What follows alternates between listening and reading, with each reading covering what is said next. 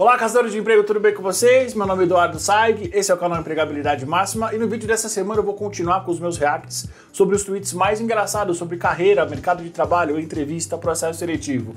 Bora se divertir comigo que tá bastante engraçado.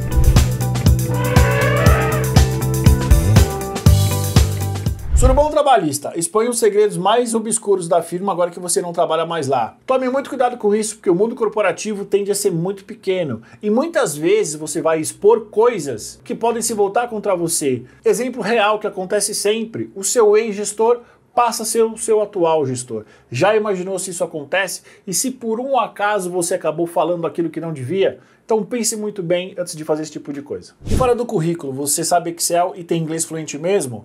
O Excel, vou ser bem sincero para vocês, é muito simples de você aprender. Eventualmente você consegue buscar especificamente algumas funções e treinando bastante você pode ficar realmente muito boa naquilo. Agora o inglês não, o inglês realmente é mais difícil e principalmente fique muito atento quando você colocar no seu currículo, por exemplo, que você tem um inglês avançado ou fluente, porque você pode ser testado ali na hora se você tem o nível de inglês que você disse que tem. E é uma vergonha muito grande para você quando você não tem esse nível de inglês, você não sabe responder ao telefone uma pergunta simples, você engasga, você desliga o telefone. Nós, recrutadores, a gente já percebe na hora. E, infelizmente, o seu perfil ele não vai ser aprovado para uma próxima etapa e talvez você não seja mais considerado para nenhum tipo de processo seletivo que aquela empresa vai abrir e que principalmente aquele recrutador ele vai conduzir. Porque esse tipo de situação, ela não é comum, mas ela marca. E você vai ser sempre lembrado como, olha, aquele cara que mentiu no currículo dizendo que tinha inglês e na verdade não tinha. Mandar currículo e no final do e-mail colocar off, contrataria? Eu acho que o que essa pessoa quis dizer é o seguinte: se existe algum tipo de contratação que é feita de uma maneira imediata. Olha,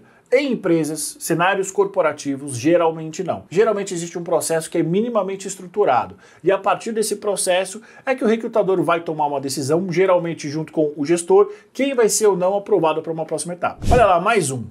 Olá Douglas, boa tarde, tudo bem? Você encaminhou um boleto ao invés do seu currículo, atenciosamente. Já sabe, né? Dá uma olhada nesse vídeo aqui para você não passar por essa vergonha. Próximo tweet. A pior rejeição é do currículo.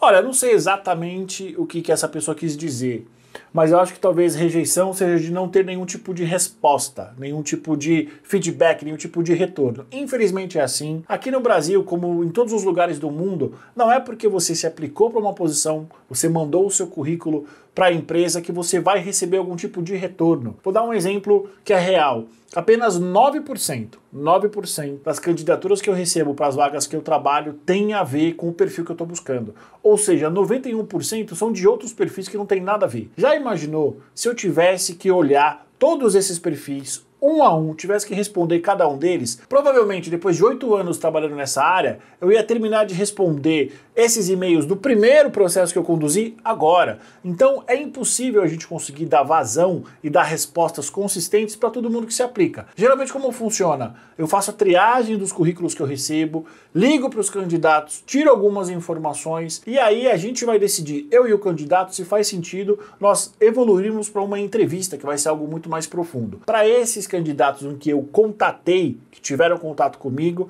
eu, como recrutador, me sinto na obrigação de manter eles sempre informados sobre os processos e principalmente estarem atualizados. Agora, para quem me enviou o currículo, infelizmente, eu não consigo dar nenhum tipo de feedback consistente. Por quê? Porque eu não tenho tempo e seria inviável. Tá se divertindo? Se por um acaso você não viu a primeira parte dos reacts, dá uma olhada que o link tá aqui em cima. A gente acabou de receber um e-mail no setorial de um guri se candidatando para uma vaga de estágio. Assunto do e-mail: melhor estagiário, saiba quem.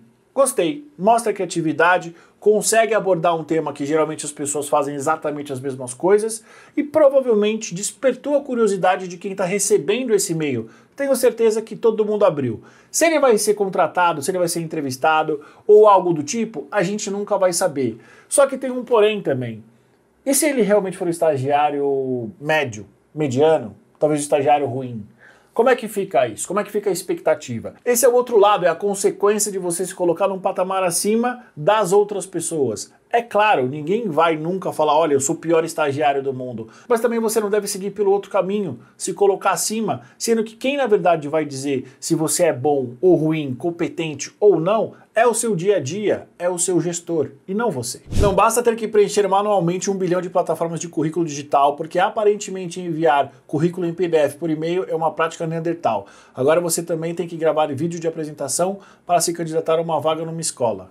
Verdade.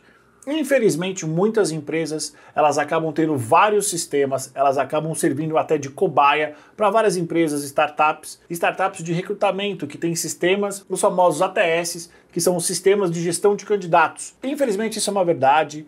Você como candidato, você não tem muito o que fazer. Se você se interessa por uma empresa, se interessa por uma posição, você vai ter que sim perder seu tempo escrevendo a mesma coisa, fazendo o upload do seu currículo. O LinkedIn, ele poderia ser melhor utilizado pelas empresas, mas qual é o grande problema do LinkedIn? Mais um sistema para o recrutador ter que atualizar, ter que ficar de olho. Então, enquanto as empresas não entenderem que cada uma delas vai precisar ter o seu próprio ATS, algo que cada vez mais está mais comum, você como candidato vai ter que passar por isso e é o que tem para hoje.